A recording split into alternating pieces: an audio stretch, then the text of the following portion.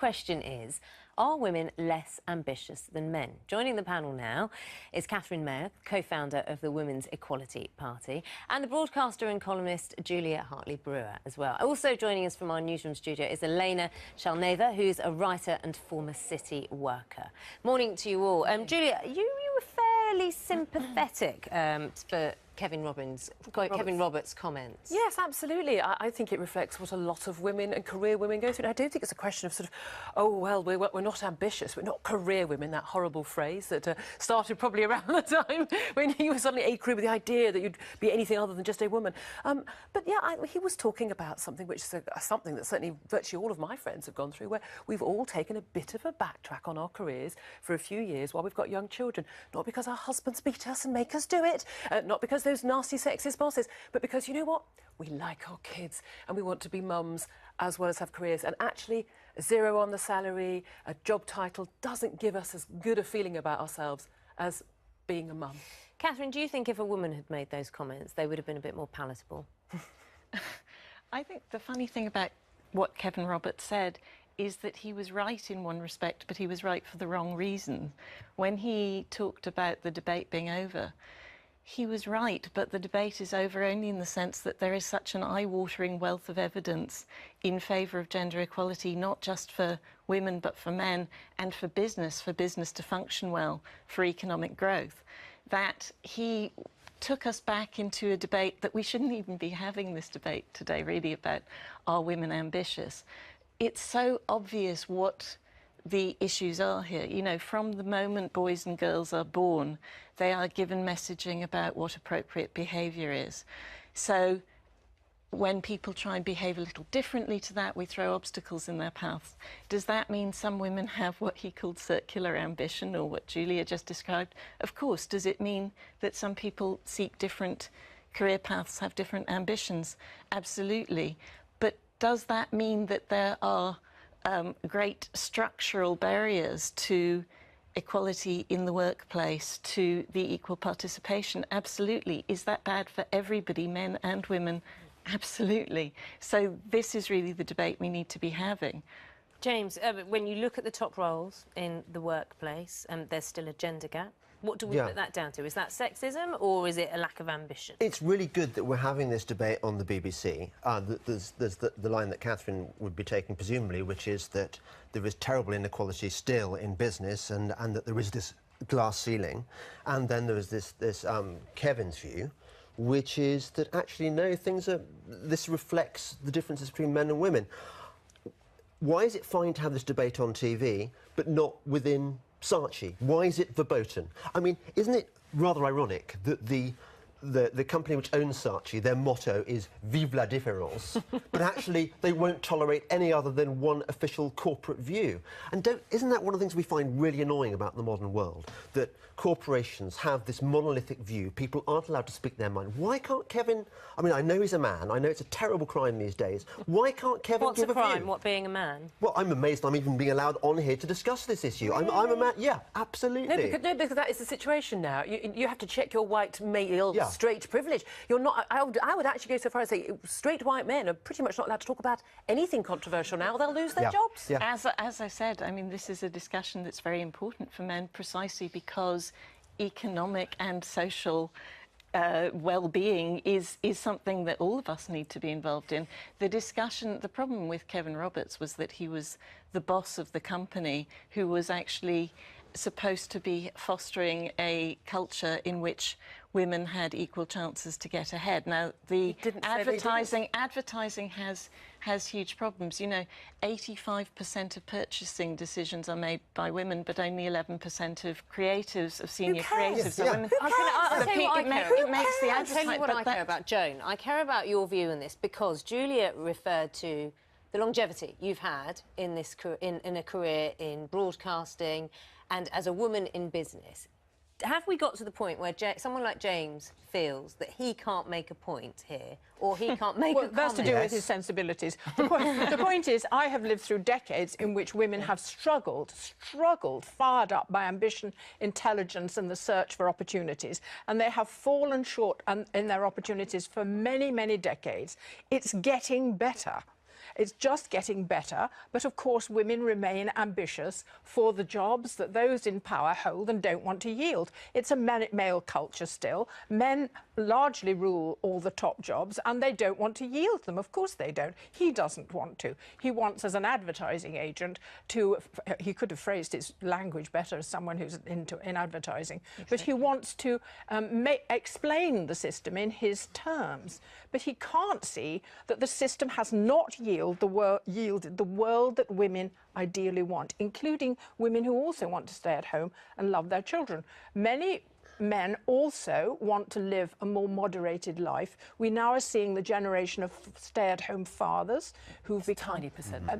Well, but I'm not talking about stay-at-home parents. I'm talking about people who just want to have a work-life balance. But the point is, everybody's ambitious for different things. Let's find out. Let's talk to Elena Shalneva, who's in our London newsroom. Elena, you were in the city. You worked in the city for 20 years, very successful. You're now a writer. What's your story? Why did you leave the city, a top job? Well, I left the city because I don't think working in the office for 35 years is actually the most natural way to spend your life.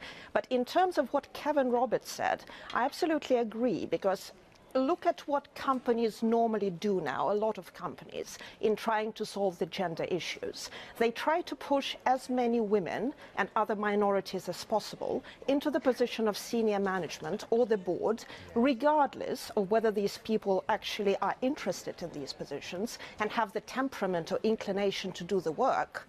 And, you know, but companies do that because it will look good on their diversity report and on their quotas. Whereas what Kevin Roberts said is that, guys, let's look at this differently. Not all men or women, and by the way, he always spoke about both men and women, and this is something his critics fail to acknowledge, want to be a chief executive officer. Instead of pushing them into these positions to meet our quotas, let's help young people early in their careers identify the positions, their role in the industry, which they will be happy doing for the next 30 or 40 years. Let's train them to do it as best as they can. And then let's create the environment where we promote people to the positions that they themselves want to be in, rather than the ones we have in mind for them. Catherine, is it tokenism pushing women? That's one of the points that Elena put forward. The reason that I founded the Women's Equality Party is because legislative change can create cultural change, and because there is actually, you know, one of the things that this sofa confuses is there is huge unanimity on the fact in business and in politics that enhancing gender equality actually brings benefits for everyone. And the problems, the things that hold women back, you know, childcare, affordable childcare is one of our core policies. Don't men have children as well? Precisely. That's exactly. Why on earth do we think that childcare is about women? That's exactly the point. Responsibility. Julia, thank you. You're agreeing with me.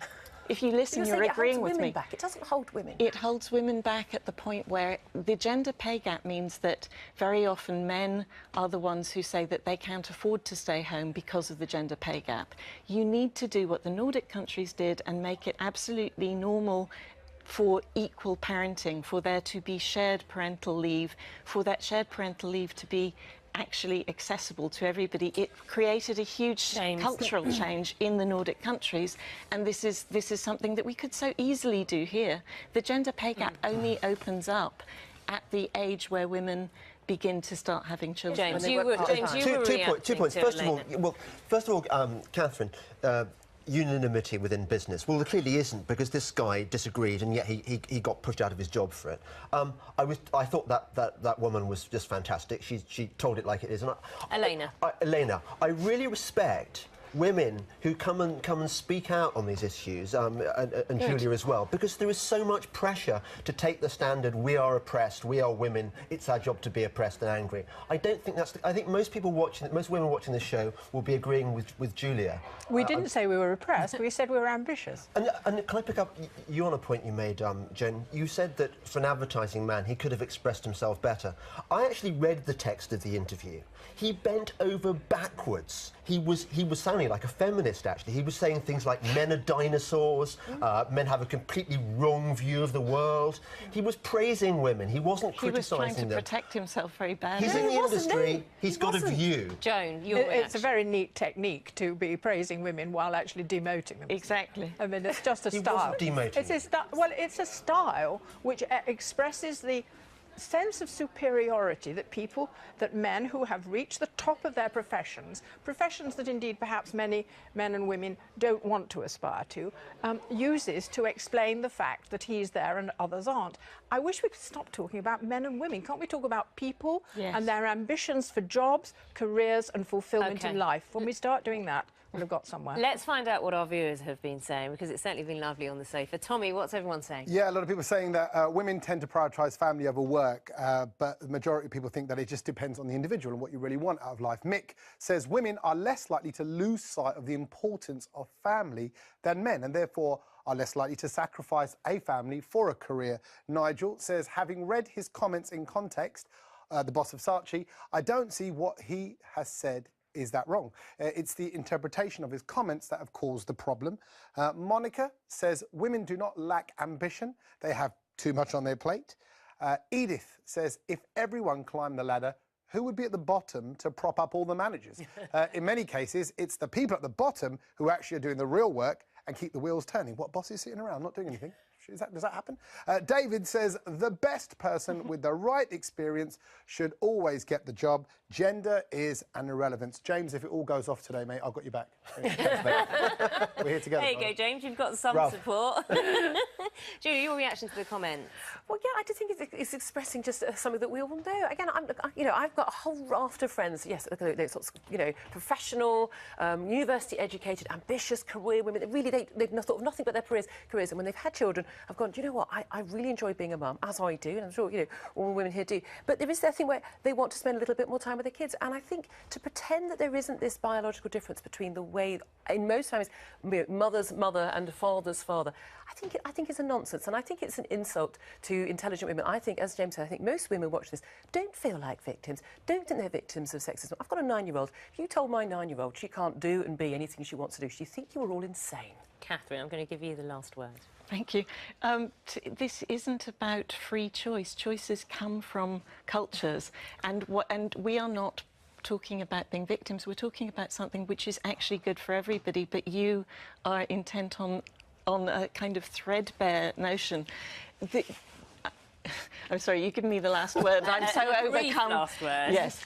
The point about making these changes is that it would actually lead to better business. The point about people saying there aren't women with experience to be on boards, if you don't promote women, you don't get the women with experience to be on boards. You have to find ways of breaking these logjams to the benefit of all of us, and it is very easy to do that, which is why the Women's Equality Party exists. OK, you've got the last word down to plug in as well. Thank you very much, all of our panellists. Thank you for your comments as well. Do keep them coming in.